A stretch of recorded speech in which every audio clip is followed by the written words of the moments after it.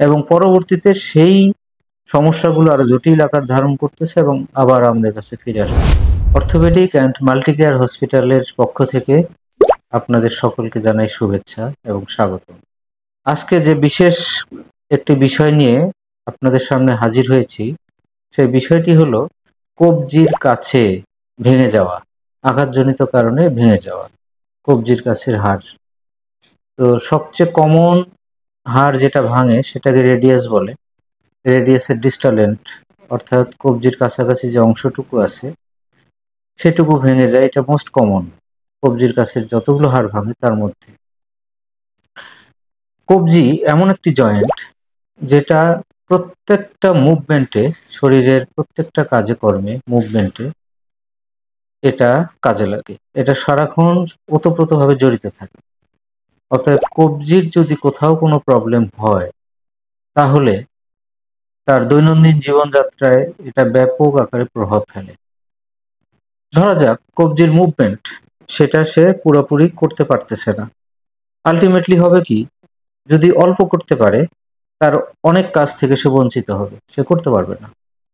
আবার যদি পেইনফুল হয়, অর্থাৎ আমি মুভ করতেছি ব্যথা হচ্ছে, মুভ করতেছি ব্যথা হচ্ছে, তাহলে তার জন্য জীবনটা একেবারেই নরকের মতো হয়ে যায়। এই জন্য কবজি ভাঙা বিভিন্ন রকম ভাঙা আছে। এই বিভিন্ন রকম ভাঙার যে ক্যাটাগরি ভাঙাই হোক না কেন, তড়িৎ গতিতে ব্যবস্থা নিতে হয়। আমাদের দেশে আমরা যেটা কমনলি দেখি, খুব কমন, যে পড়ে গেছে, হাত ভেঙে গেছে, কবজি ভেঙে গেছে, প্রথমে মনে করে যে সামান্য আঘাত লেগেছে, লেগে যাওয়ার কারণে ব্যথা হচ্ছে, প্রথম দু একদিন তেল মালিশ, এরপরে আশেপাশের ওষুধের দোকান থেকে কিছু ব্যথার ওষুধ, এভাবে পার করে ফেলে একটা গুরুত্বপূর্ণ সময়। কেউ কেউ এভাবে 2 সপ্তাহ 3 সপ্তাহ, ইভেন এমনও দেখা গেছে যে 1-1.5 মাস পার করে ফেলছে। এরপরে যখন দেখে যে জটিলতা, ব্যথা কমে গেছে কিন্তু কবজি নড়ে না, কাজকর্ম করা যাচ্ছে না, তখন তারা ডাক্তারের শরণাপন্ন। সেই রকম অবস্থায় ডাক্তারদের সক্ষমতা তখন সীমাবদ্ধ হয়ে যায় এই চিকিৎসার ক্ষেত্রে। এই জন্য প্রথম এবং প্রধান পদক্ষেপই হচ্ছে তাৎক্ষণিকভাবেই বিশেষজ্ঞ চিকিৎসকের পরামর্শ নেওয়া। সম্ভব যদি না হয়, কাছাকাছি যদি পাওয়া না যায়, সেক্ষেত্রে এমবিবিএস ডাক্তার অথবা নিকটস্থ সরকারি হাসপাতাল আছে কমপক্ষে, সেই জায়গাগুলোতে গিয়ে চিকিৎসার গ্রহণ করা। তাহলে চিকিৎসার প্রাথমিক যে পদক্ষেপ ডায়াগনোসিস সেটা সুন্দরভাবে হয়ে যায়। তো কি কি রকম ভাবে ভাঙে? তো বয়সজনিত একটা ভাঙা আছে, পড়ে যাওয়ার পরে বয়সজনিত একটা ভাঙে, সেটাকে আমরা কলিস ফ্র্যাকচার বলি।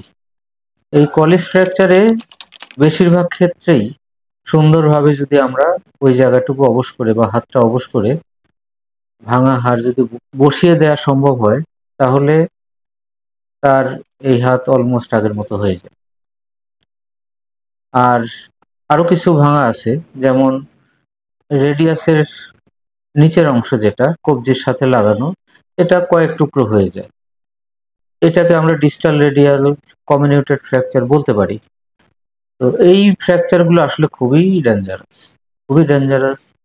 এটার যদি চিকিৎসা খুব ভালো হয় তাহলে তার নর্মাল লাইফে ফিরে আসা খুব সহজ হয়। আর যদি চিকিৎসা ভালো না হয়, সেই ক্ষেত্রে তার কিছু ডিফেক্ট থেকেই যায়। এবং প্রাথমিকভাবে যখন ভেঙে গেল, ভালোভাবে চিকিৎসা হলো না, প্রথম কিছুদিন বা প্রথম 2-1 বছর সে খুব ভালো থাকবে এবং খুব বেশি সমস্যা সে অনুভব করবে না। সমস্যা অনুভূত হওয়া শুরু করবে আরো পরে। যখন অনুভূত হওয়া শুরু হবে তখন আসলে তেমন কিছু করার থাকে না। তখন অপারেশন করেও আগের মতো পূর্ণাঙ্গ ফলাফল পাওয়া সম্ভব হয় না। যদি ডিস্টাল রেডিয়াল কমিউনিটেড ফ্র্যাকচার হয়ে থাকে, সেই ক্ষেত্রে সবচেয়ে ভালো চিকিৎসা হচ্ছে সার্জিক্যাল অপারেশন। অপারেশনের বিভিন্ন ক্যাটাগরি আছে, যেটা আমরা প্লেট স্ক্রু দিয়ে অপারেশন করে থাকি, অনেক সময় কে ওয়্যার চিকন তার দিয়ে আমরা অপারেশন করে থাকি। এভাবে বিভিন্ন রকম, অনেক সময় এক্সটার্নাল ফিক্সেটর বলে, অর্থাৎ এই ডিভাইসটা হাতের বাহিরে লাগানো থাকে এবং হাত তেমন কাটাকাটি না করে ছোট ছোট কয়েকটি ফুটো করে এই ডিভাইসটা হাতের সাথে সেট করে দেওয়া হয়। ১ মাস, ১.৫ মাস, সর্বোচ্চ ২ মাস রেখে পরে এটা খুলে দেওয়া হয়। এটা আরেকটা পদ্ধতি। বিভিন্ন রকম পদ্ধতি আছে। এই পদ্ধতিটা নির্ভর করবে ভাঙার প্রকৃতির উপরে। এক্স-রে দেখে আমরা যেরকম ভাঙা দেখি, সেইভাবে সেই সিদ্ধান্তটা নিলে যে কোনোটাতে প্লেট স্ক্রু লাগতেছে, আমরা প্লেট স্ক্রু লাগিয়ে দিলাম। কোনোটাতে কে-ওয়্যার অর্থাৎ চিকন, চিকন তার কয়েকটা লাগিয়ে দিলেই হয়ে যায়। সেরকম হলে সেটা লাগিয়ে দেয়া যাবে। আবার কিছু, কিছু ক্ষেত্রে এক্সটার্নাল ফিক্সেটর বেশ ভালো কাজ করে। তো এটা সিদ্ধান্ত নিতে হয় তাৎক্ষণিকভাবে এক্স-রে দেখার পরে। আরেকটা বড় ভুল আমরা করে থাকি, সেটা উভয় দিক থেকেই হতে পারে বড় ভুলগুলো। যেমন প্লাস্টার ভাঙা হাত ভেঙে গেছে, আমরা প্লাস্টার করে দিয়ে দিছি। এই প্লাস্টারের পরে এই আঙ্গুলগুলো, ফ্রি জয়েন্টগুলো, যেগুলো প্লাস্টারের বাইরে জয়েন্টগুলো আছে, সেগুলো যে নিয়মিতভাবে মুভ করতে হয়, মুভমেন্ট নড়াচড়া করতে হয়, এটা আমরা অনেক সময় রোগীদেরকেও বলি না। আবার দেখা গেছে রোগীদেরকে কাউন্সেলিং করার পরে, ভালোভাবে বুঝায় বলার পরেও রোগীরাও সেটা পরবর্তীতে করে না। এন্ড রেজাল্ট কি?